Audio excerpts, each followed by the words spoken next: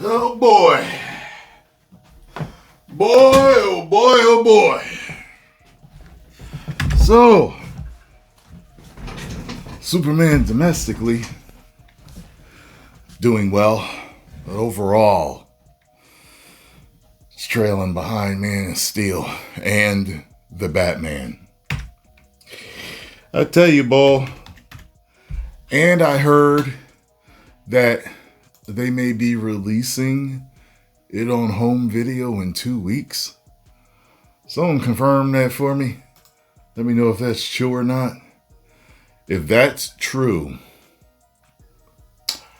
that is wild. To me, that would say I don't think that it is going to beat Man of Steel. I mean, it's a possibility that it could. But, yeah. So, Superman hits 300 million after 21 days.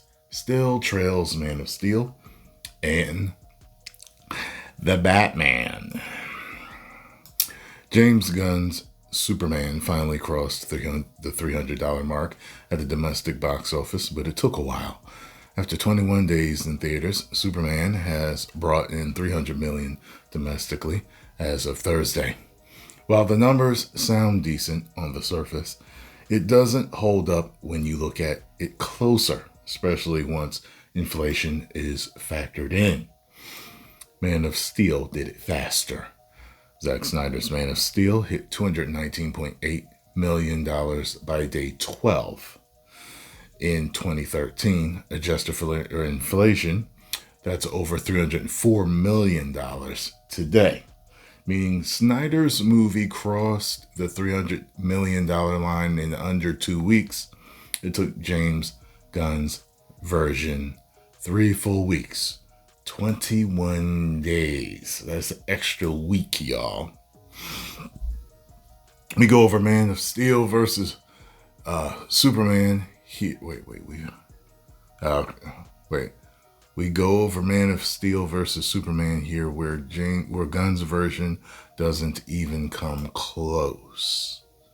Even the Batman beat it. Matt Reeves' The Batman, starring Robert Pattinson, hit 300 million domestically on day 17 and finished with 369.3 million.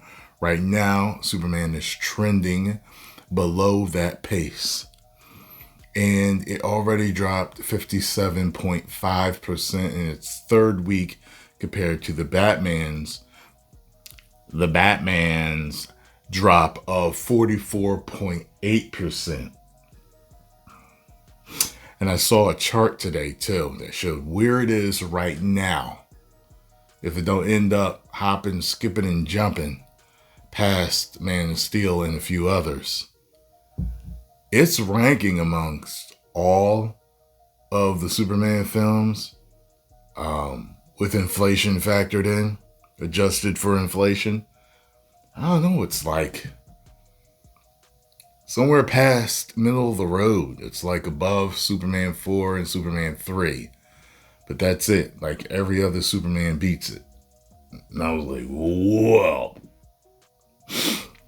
Matt Reeves, let me see here. Superman has been doing pretty well on the dailies during the week. But again, the weekends haven't been coming close to the Batman. No movement internationally. Internationally is where James Gunn Superman is really getting killed. Foreign numbers have flatlined. Superman is sitting at 214.1 million internationally. There's been no new update since the weekend, which seems to be the only time we get international box office numbers for this movie. At Comic-Con, we were told that the Asian audience completely rejected Gunn's Superman. They hate what Gunn did with Jor-El, and they also hate that kaiju scene where Superman left the Asian woman on top of the building. It says, "Who saved her?" I don't know. Yeah, I guess he did save her. I only saw it once. I kind of forget. Gunn definitely needs to reconnect with the Asian audience if he wants his DCU to be a big success. Warner Bros. Hasn't even reported on the Chinese numbers. Zack Snyder's Man of Steel, a massive 63.44 million without inflation. South Korea, nearly 15 million without inflation versus Gunn's 6.1 million. Where it stands among DC movies.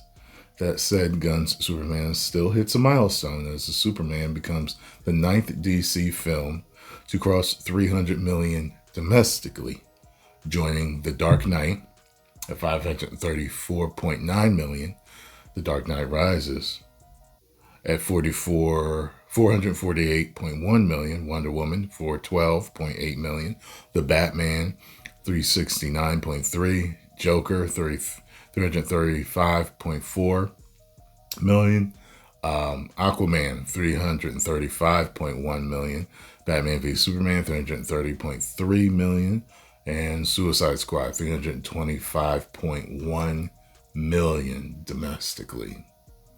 Can Superman catch up? Will Gunn's Superman climb higher? Maybe.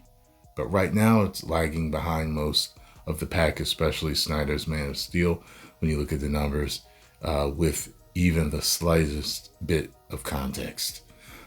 We've also been told that Gunn's Superman has a much higher budget than is being reported. The spin is now that Gunn's first Superman is the equivalent to Christopher Nolan's Batman Begins. You know what that means. Gunn is going to need $1 billion follow-up. As of Tuesday, Superman's box office stands at $510,842,483. Well, it is what it is. It is what it is. Like I said, it was divisive. Okay. And Fantastic Four is also divisive. These companies have been putting out divisive things. They've been putting out mediocre things, and people are responding. And it's definitely divisive worldwide. As you can see, the international box office ain't having it with this. So it is what it is. Maybe they'll get a sequel, and the sequel will be much better. Something that would draw in everybody. I'll tell you this, when Batman Begins first came out, it was just meh to me. It was meh. And then one day, I got the urge to watch it again. And I watched it. And I was like, this is kind of growing on me. And I watched it like a few more times. And I was like, you know what? I like this movie. But, I was so used to Tim Burton. Batman Forever. Batman Returns, and Batman Forever, then with Schumacher. And I liked all three of those. So this whole realism thing really threw me off, I think. I think that is what it was. And so reversely, I don't know if this goofiness, this returned in a way to goofiness plus more goofiness, because it's the goofiest one, I think, besides Superman 3, or 4. It's better than 4, but I still like 3 better. They're both maybe equally silly, but Superman 3 is legitimately, to me, funny. Like, this type of goofiness, it just wasn't working for me. It is what it is. Everybody's got a different opinion on it, but so we'll see if it ever catches them. Post your comments down below. Let me know what you think. Do you think that it will catch them? And if it is true that they will be releasing it on home video or streaming in 2 weeks, that says to me that they don't have much faith in it beating the others. Like, in other words, its theatrical run is pretty much over. That's what it feels like to me. I was like, already? What? Okay. 10 million subscribers. Woo.